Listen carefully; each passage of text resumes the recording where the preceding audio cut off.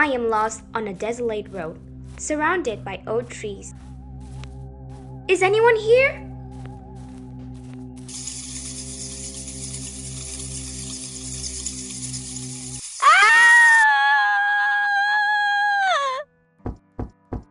What's wrong, Julie? It's nothing. Just another nightmare. Sorry for disturbing you, Vivian. This is the 5th time I've had a nightmare since moving to this house. I am Julie, a university student. Wait a minute, have you subscribed to the channel yet? Oh, I almost forgot to remind our lovely viewers, each of RB's films is crafted with the author's full dedication. It truly took countless hours and sleepless nights to create.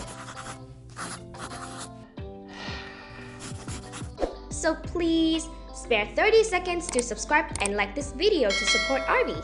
Leave your comments below to cheer on the author. Your support means the world to them. Let's get back to my story. I am Julie, a university student. My home is in the suburbs, so I rent a place in the city for convenience. Over a week ago, my landlord suddenly doubled the rent, which I couldn't afford, so I decided to move.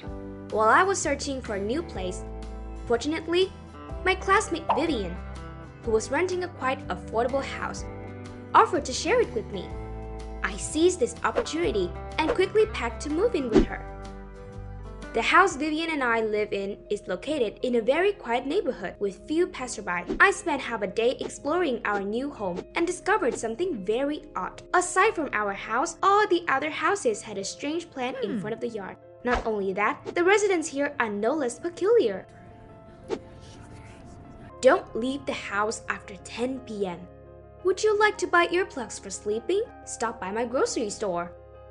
When I asked why, they all evaded the questions as if they didn't want to answer. I planned to ask Vivian, but then I thought it wasn't very important and decided to forget about it.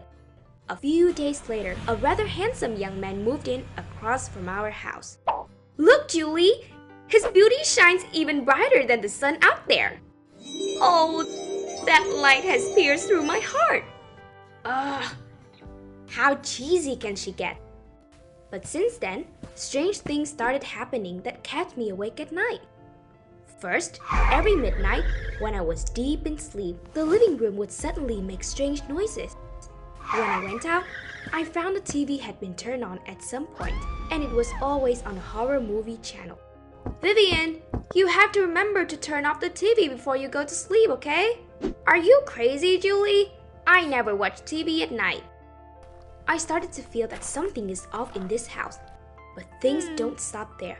Some nights, the TV doesn't turn on by itself, but I still wake up hearing the sound of running water in the bathroom. When I go to check, I find the faucet is open. Living over 20 years on this planet, this is the first time I've encountered such a strange situation. Right then, I began to understand why that neighbor wanted me to sell me earplugs. Things got more serious when I kept having nightmares and waking up in the middle of the night. My whole being lacks vitality and my face looks like a panda. I seriously talked to Vivian about the strangeness of the house and received an utterly calm response as if it's nothing. Get used to it, Julie. It's normal around this neighborhood. Every house is like that. More than a year ago, a girl living at the end of the street died in a fire at midnight. The house has been abandoned because no one dares to rent it again. So that's why the rent here is so cheap. People say that the spirit of that girl tends to tease the people here, but doesn't harm anyone. Since then, this place has been known as the cursed neighborhood. Oh my god, so there was a death in this neighborhood. Why didn't you tell me earlier, Vivian? If I'd known I would be haunted, I wouldn't have rented this place even if you paid me $1 billion. Now look, I've already paid 3 months' rent in advance. Isn't there anything people can do? There is. Initially, everyone was really scared, but after planning the herb from Mr. Hansen, the strange phenomena stopped. Is it the plant with diamond-shaped leaves, webbed like veins, and 2 colors green and red that everyone places in front of their house? Exactly. He owns a restaurant in front of the house and has a plentiful supply of food. Most people here buy their groceries from him. The anti-evil herb only grows in his hometown. He had to bring it all the way here. I nodded and felt a bit relieved hearing about the solution Why don't I see you planting the herb in front of our house like everyone else? Did you forget that I'm a horror movie buff? These minor things can't scare me. But if you're feeling nervous, maybe you should visit Mr. Hansen to see. So, I head towards Mr. Hansen's place. On my way there, I run into a handsome guy living across our house. He's holding a camera and taking pictures of the surroundings. Looking at his focused face, I can understand why Vivian keeps looking towards his house. Oh, Julie! Are you exploring the neighborhood again? Mrs. Ellie is very friendly and always has a smile on her lips, which makes me feel comfortable talking to her. Hello, Mrs. Ellie. I'm on my way to Mr. Hansen's place. Oh, his food is really delicious. You should try it. It's not about the food. I'm going there to buy his herb. At that moment, I noticed Mrs. Ellie's face suddenly darkens. The guy also stops his photography and stares at me intently. I've been experienced those things and also heard about the cursed neighborhood rumors. But could you tell me more about it? I have many questions. I know nothing at all. Nothing at all. The guy just stands there staring at me. Hey, it seems you moved here the same time as me. You must have experienced those strange things too, right? Are you also on your way to Mr. Hansen's to buy the herb that wards off evil spirits? What kind of nonsense are you talking about? Sorry, but I must have heard something wrong. I said, what are you talking about? Making no sense at all. Humans are about to migrate to the moon and you're still here believing in ghost stories. Am I the one talking nonsense, or are you pretending to be blind and oblivious? If what I'm saying isn't true, then do you think the rumors about this neighborhood just fell from the sky? Narrow-minded. You are the one who is narrow-minded and superstitious. And you are narrow-minded and stubborn, a jellyfish brain. We argue all the way to Mr. Hansen's house. Mr. Hansen has a restaurant in front of his house, the delicious aroma wafting throughout the intersection, making me drool just by smelling it. Outside, he also has several pots of the herb, which is my main purpose for coming here. Ah, you're the new person who moved in, right? I've heard people talking about you. Yes, I came to ask about buying one of your herbal plants. It's only $800 per pot. How many do you want? Mr. Hansen's voice is as light as a cloud, but through my ears, they transform into a storm that makes my wallet seem to cry out in the tragic. Not having enough money, I dejectedly walk back, not forgetting to leave Mr. Hansen with a goodbye smile. So, I continue to endure the nightmares that keep coming in the house. I thought that was scary enough, but a few days later, an even more shocking event occurred that nearly had me meeting my ancestors. That night, I had a group meeting at school, so I came home quite late. As I passed by Mrs. Ellie's house, my soul almost ascended to heaven when I saw a figure in black stealthily stepping out from her house. Fear made me instinctively scream out loud. The dark figure suddenly looked towards me, and I knew I had just done something incredibly foolish. I put all my energy into running towards my house, hearing the footsteps of the person behind getting closer. When only about 100 steps from my house, I was caught up by that person. He pinned me against the wall and began choking me, making me gasp for air. As my eyes bludged, I dimly recognized those eyes looked very familiar, but it was too dark for me to be sure. Thinking I was about to die, I suddenly remembered a self-defense move, aiming my knees straight between the legs of the person and kicking hard, making his grip loosen. I also gave him a fierce bite on his hand, and I broke free from his grasp and ran away. I run like the wind towards my house, but when I see the gate locked from the outside, I can't help but panic. I had given my house key to Vivian, and she hasn't come home yet. Just when I am in a state of panic, not knowing where to go to shake off the shadowy figure, a hand pulled me from behind. No, let me go! Is anyone there? Help! Be quiet. Do you want both of us to die? Follow me. You owe me one. Thank you, but how come you were there right at that moment? I usually take a walk in the evening to gather more material. Material? What kind? Material about my sister's death. Turns out, his name is Justin, the younger brother of the girl who died in a fire a year ago that Vivian mentioned. At the time of the accident, Justin was studying abroad. As soon as he returned, he moved into his neighbor and began investigating his sister's case. When receiving the body from the hospital, the forensic center told me that my sister's head had been severely impacted before the fire. I believe that impact was the cause of her death. Do you suspect your sister was murdered? Yes, I have also narrowed down a few suspicions. Justin stopped there, despite my begging. Really? I'm dying of curiosity. I even got asked by him to leave when Vivian came back around midnight. I recount the near-death experience to Vivian. I'm not sure if Vivian fully understood my words as she seems quite drunk. But strangely, this time I didn't have any nightmares.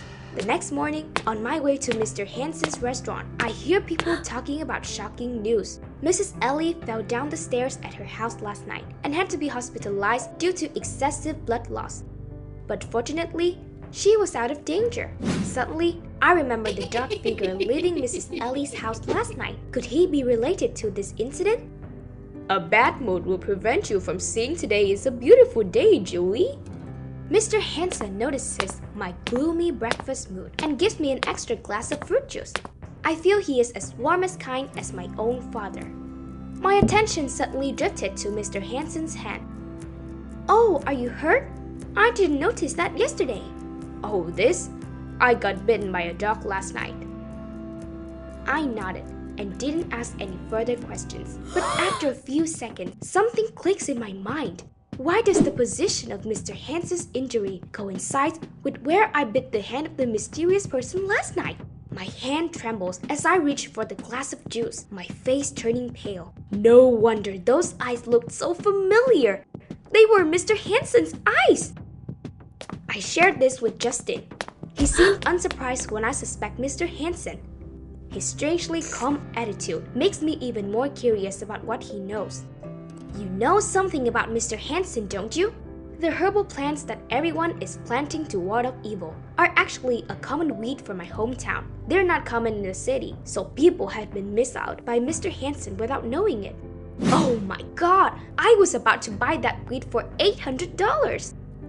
As far as I know, Mr. Hansen and Mrs. Ellie were the first ones to spread rumors in the neighborhood. I suspect both of them are related to my sister's death. Oh, and one more thing. Well, go on. Isn't it obvious that your roommate and Mr. Hansen are father and daughter? Vivian is Mr. Hansen's daughter? How could that be? She told me her parents were living in the suburbs. Do you have anything to prove your information? My uncle used to be a local police officer here and had the personal information of everyone in the neighborhood.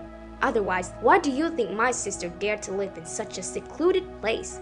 I don't know why they pretend not to know each other. While they're blood related. But haven't you noticed anything strange about Vivian? Hearing Justin say that, I started to think. Vivian suddenly invited me to live with her when she knew I was looking for accommodation. All the strange occurrences and nightmares since I moved in. And the times I had nightmares were always after eating the mushroom soup Vivian cooked. I remember Vivian never ate the soup but prepared only one portion for me, claiming she had already eaten when I asked.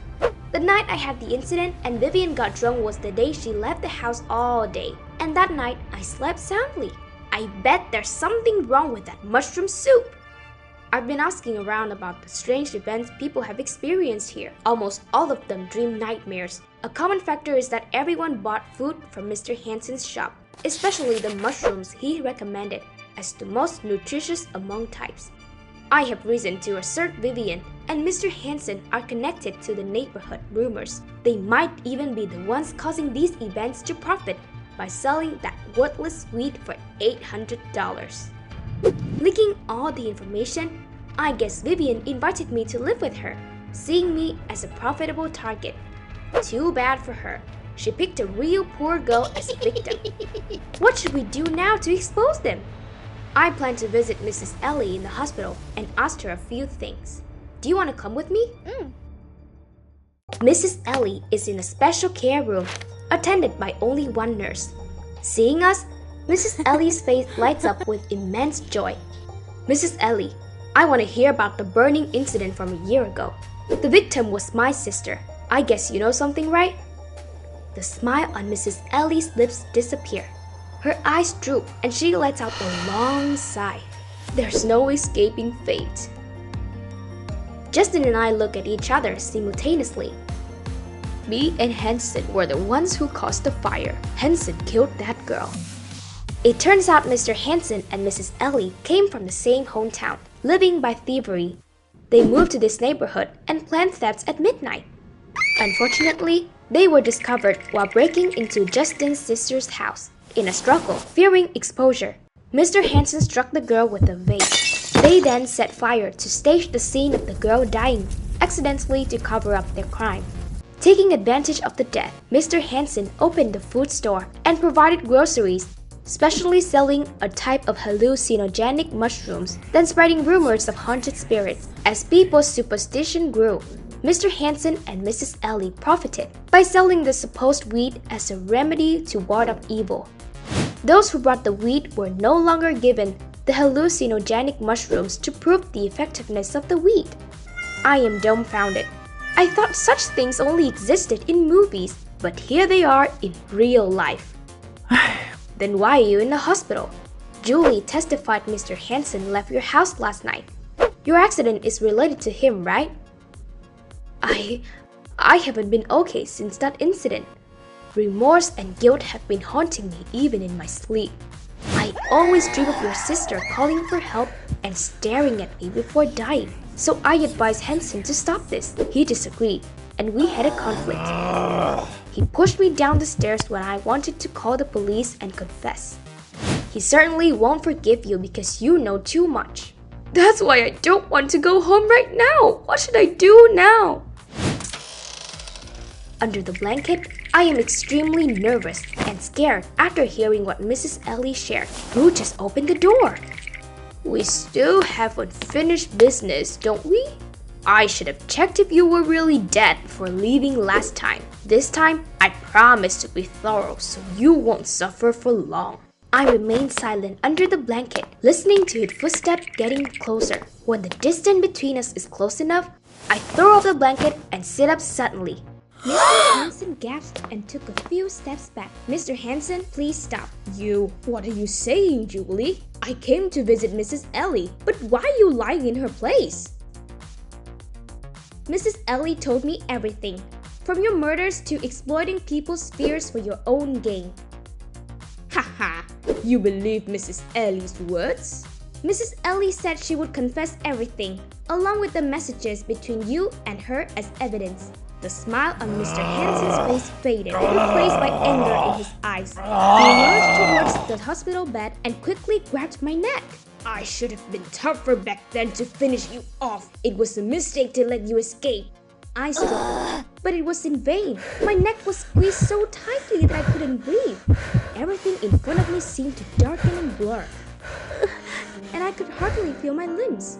Stay still. Mr. Hansen, you are under arrest for the deliberate murder and fraud. Mr. Hansen jerked back, loosening his grip. I took the opportunity to use an old trick, kicking between his legs and running towards Justin, who was standing next to the police.